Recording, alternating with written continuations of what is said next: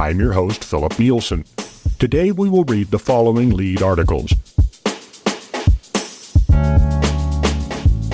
Hello, everybody, and welcome to the 9th episode of AINC's Volunteer Spotlight. Today's guest is Philip Nielsen. He started with us in the middle of the pandemic, reading primetime news, and then eventually he took on the weekly Adams County News, which is cool because that's where I live. And he has been an incredible volunteer. He's got a really, really good voice for recording, and his audio, to me, has always been very good quality, and he always makes edits and makes it sound perfect and very clean. So without further ado, here is Philip Nielsen. Welcome to the Volunteer Spotlight. Good morning, Evan. It's good to be on board with you. Absolutely. So let's start out, first of all, with some fun questions to get the creative juices flowing. What's your favorite sporting event? Well, I like to watch the Broncos on TV. I have gone to a couple of games, but I need the TV replay, so live football is a little faster than I can keep up with. And I enjoy the Rockies. I enjoy going to the games. In fact, I'm going to go this week to a game. And but again, watching, I'm not a player. I'm not a great sports person myself, but I do enjoy those two sports the most. Absolutely. And the Broncos are starting up this Saturday at 10 a.m. So that's going to be a blast. Yep. Next up, what is your favorite hot beverage? If you don't have one, that's okay. Well, I do like hot chocolate. Me too. And I like it with one marshmallow on top if I can get it. Right. That's the way to do it. Much of a coffee guy or no? Well, I drink coffee once a week when I go to breakfast with some other retirees, but typically I don't make it for myself at home. Okay. All right. Let's get into the meat and potatoes here. So I noticed on your application, you'd mentioned that you had some previous experience doing voiceovers for a different company before volunteering for AINC. So I'd like to talk about that really quick. What was your experience with audio recording and voiceover before volunteering like? Well, I got into it in a backdoor kind of way. I worked for a company 41 years before I retired, and they provided security services to healthcare institutions across the country. And so one of the things that I sort of ended up doing at the end of my career was helping develop training programs for those security staff members out in the field about how to use the software we had or record time on their time cards or those kinds of things. And I figured out that you could record using a software package similar to what we use here at the network, and then overlay it with PowerPoint presentations. So I started doing that, and then those were video and audio. Those were then loaded up onto the training platform that we used so that people could log in 24 hours a day and take the training programs that had been created. I eventually learned that you could record right into PowerPoint, and so I used that software as well. But they were short, 5, no longer than 10-minute segments with a little quiz at the end to be sure that the student learned what they needed. And I produced probably 20 or 25 of those over the last 10 years of my career. So that's the extent of voiceover. Well, that's pretty cool. And honestly, audio production in Microsoft PowerPoint is a really underrated feature. It kind of brings me back to the days in high school of adding like sound effects to presentations, which actually helped me as a blind person kind of know what slide I was on. But it was yes, I can understand cool. That. Right? Absolutely. Yeah. Well, yeah, PowerPoint is very visual in most people's minds, but if you can figure out the audio of it, then you can do some things. The other thing that I learned using PowerPoint was to record to type in my narrative into the slides. Then I could print those out, and I had a script in front of me, so I could keep myself on track with the topic on the slide, and that coordinated the live voice that I might be using even in an auditorium setting or on a Zoom type call. And it kept the audience in line with what I wanted them to do and kept me to my time slices and those things. So you almost made your own teleprompter almost. That's in a way. Well, in a sense, it was in paper, but it kept you in line. And then you didn't stray too far with the stories or the answers to questions that people ask. Right? Because we do tend to do that. I mean, I'm guilty of that myself.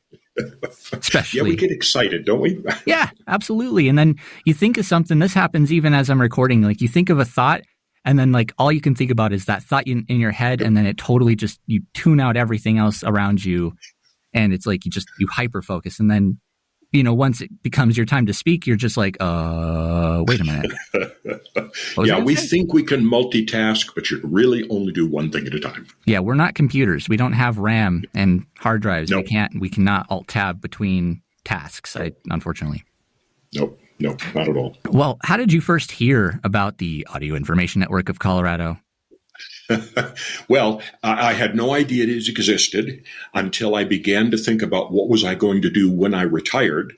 And I had always wanted to do something with my voice. People had said, "Oh, are you in radio or do you do commercials?" And that was just not the thing I wanted to do for a career. But as I was beginning to figure out what am I going to do with the extra time, I began to search just for volunteer opportunities. And the network came up as one of those options. And I thought, oh, okay, that would be interesting. I never knew that happened. I knew that people recorded books for visually impaired, but I didn't think about news and articles. So I simply filled out the form on the website, and they contacted me, and I did my demo recording for them, and they came back with a couple of suggestions, and I did it again, and they eventually accepted me. So that's how I got into it. So you had to do a double audition. Sometimes that happens. Well, it wasn't discouraging, but I knew you were serious about what you were doing. Yes, we do have very high audio quality standards here. Yes. So what was it like when you very first got your first program, the Primetime News? How did you feel your first time recording? Well, I quickly learned how to edit myself and how to stop recording when I made a mistake or that I didn't like the way it came out, back up and re-record it and then splice it together, because you can't just sit there and read for 10 minutes directly. At least I can't without making some opportunity for improvement. Oh, yeah. But what I also learned was that it's a lot of work to sight read and translate into your voice with some amount of inflection. Mm-hmm. Otherwise, it sounds like the computer's reading it to you, because you become monotone because your brain's trying to do too many things. So it took a little while for me to feel like I was comfortable and actually adding some emphasis to things, pausing at the right place to hopefully engage my listeners, not just get through the material. And that was a learning experience for me, but it's been a real joy to learn how to add emphasis to your voice without overdoing it. This is not an acting class, but it makes you appreciate how Walter Cronkite got through 30 minutes of news when I was a kid, or Edward R. Murrow on the radio during World War II, which was before my time, but how they could engage their audience with just the voice. Absolutely. And it really does. Tone makes the difference in engagement. And I could definitely attest to, I've noticed your expression, especially on the personal stories. You definitely add like a lot of flair to those stories. So great job there for sure. Well, when there is a personal story, someone's expressing their emotions or their opinions, I feel like you have to add that as best you can versus just reading a paragraph of text. Now, I don't try to raise my voice for females and all that kind of stuff. It's not a dramatic reading in that sense. But hopefully the listener who only has the ears available to them can't see what I'm seeing. Hopefully it engages them and wants them to continue to listen to get to the end of the story. And that's been a real it's a challenge to learn how to do it well, but it's also very fun when it comes out right. Yeah, it can be very fun. And you cold read, it sounds like. Basically, like when you record that, the first time reading the article as you record is basically your first time reading the article, if that makes sense. Yeah. Yes, I have not taken the time to read through the article in my head and then go back and read it audibly. And that's why I called it sight reading. And I may end up with a few more edits because of that, because when you run into someone's last name and you fumble through it, have to back up and re-record it, it might have been better if I had looked at it first. But I just enjoy sight reading, so that's the way I do it. Absolutely. So you pretty much, like the majority of volunteers, do your editing in Audacity, of course, I would imagine. Yes. Absolutely. Yes. And it was very professional editing. Let's talk real quick, because we're audio, I'm in audio tech here and have to know. What are you using for hardware? What's your mic and what is that whole setup? Well, I have an HP desktop and I use a USB port microphone, and I can't see the name of it right now. It was like $60, not a fancy one by any means. And I just have it sitting on my desktop in front of me, and I have a fairly large screen, and I use that as my teleprompter, and I can see the Audacity controls and those kinds of things. So it's a pretty simple setup. I'm sitting in a bedroom in my home that I've turned into an office with no background dampening equipment or anything like that. I simply close the door and close the windows, and then all the features within Audacity that allow you to control the background noises and things, I use those to clean it up and get rid of all the snaps and pops and things like that. Oh, nice. Absolutely. And this does go to show you can get a great sounding mic for like as low as $30-$40. In fact, we do have like mics in that price range on our website that we know that we've tested that work. And actually, just a little tidbit, the mics we're using in our studios, the Audio-Technica AT2020s, they're like $40, and they make a USB variant of those too. So wow. But they look like there should be $1,000 microphone. They're on a boom. You've got foam on the walls. I mean, those studios look like top-notch stuff. You wouldn't realize that a $50 microphone can do just as well as $1,000 in some settings. Yes, and yes, you do have to do a little bit more editing and EQ to make it sound better, but you'll still get a good, clear, crisp recording out of these bad boys. And all you really need is like a pop filter, like that it's basically the little round thing with the piece of cloth that sits in front of your mic. It prevents all those nasty wind noises. I've talked about that before on VSL, so I won't. I'll spare you guys the whole rant about audio and pop filters and microphones, but you've all heard it before, so. Well, and they are very distracting when they take away from what am I trying to convey. Yes, absolutely. Because all you can hear is this just thumping and wind noise. It's nasty sound.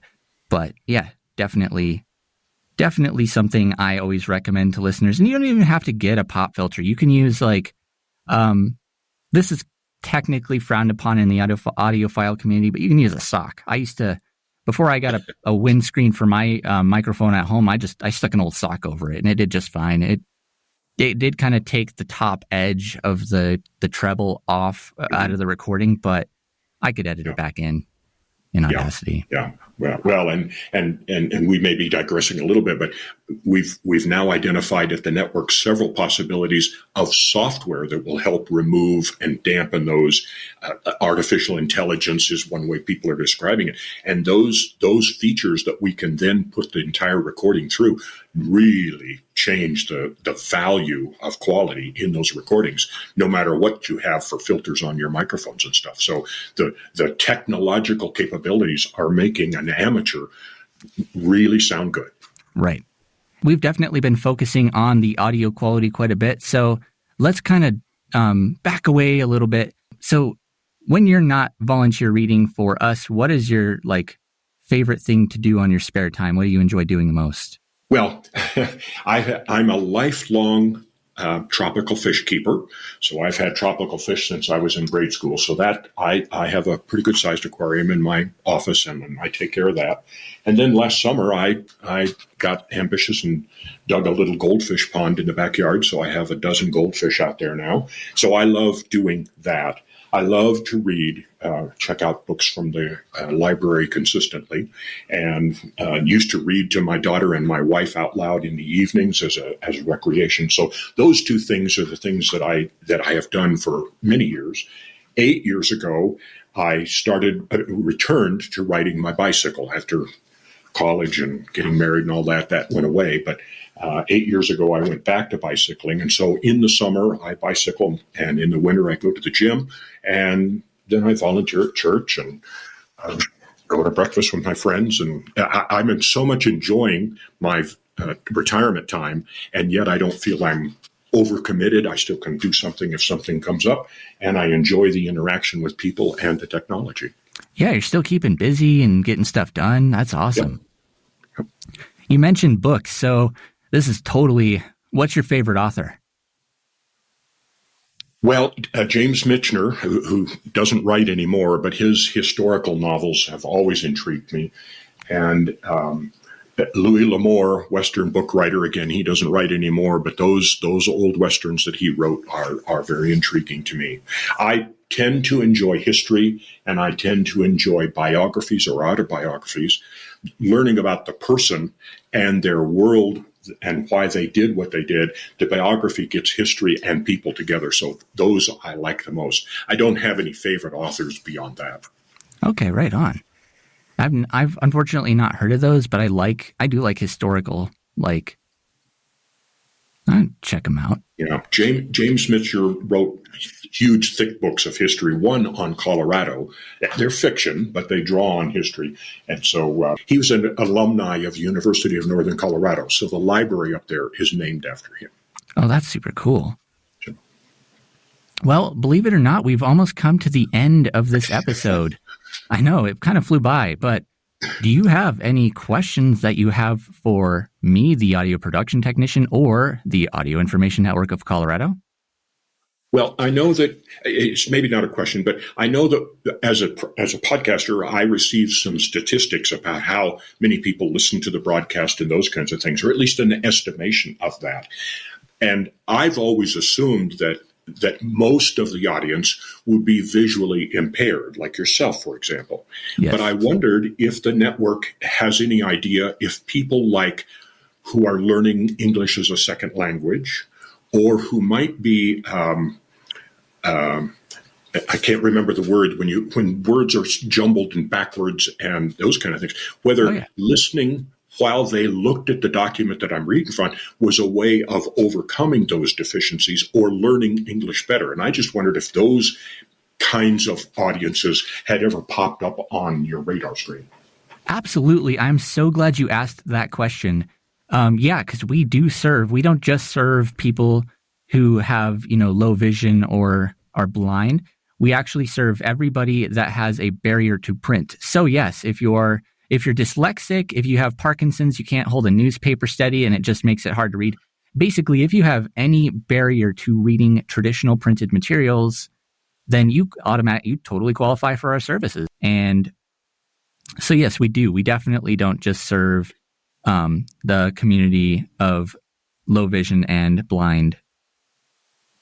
Okay, well, I because it dawned on me, listening to, and if they could see the article that I'm reading and have two inputs at the same time, it may add value to them. I had not thought of someone who couldn't hold the paper steady, but that would apply as well. So, okay, well, thank you. That's interesting. Absolutely. Anything else? No, I think that was it. Well, Philip, absolutely, totally appreciated having you on this morning, and thank you so much for joining us for the 9th episode of AINC's Volunteer Spotlight. Definitely hope you guys enjoyed listening to it as much as we did recording it. I personally had a great time. Philip, I hope all of your questions and stuff were answered, and I hope you enjoyed this interview today. I did. It was a pleasure to talk to you, even. Absolutely. Well, thank you so much, as always. And these episodes are definitely going to be coming out more at the first of every month now, which is great. So we're back on top of the game with scheduling. But yeah, stay tuned for next month. I don't know if I want to exactly pump listeners up for this, but a few months ago I had said something about Volunteer Spotlight getting its own, custom intro, blah, blah, blah. Yeah, it never happened. So starting next year, this show is going to get not quite a facelift, but we're going to add some more. Like, I'm going to actually make an intro like myself instead of using something, royalty free. So that'll be something to look forward to. Anyway, thank you guys so much for tuning in and listening to the 9th episode of the Volunteer Spotlight. I'm, of course, your lovely host and audio production technician, Evan Starnes, and I'll see you next month. Take care and have an amazing rest of your day. Stay cool. It's pretty hot out there right now. And go Broncos.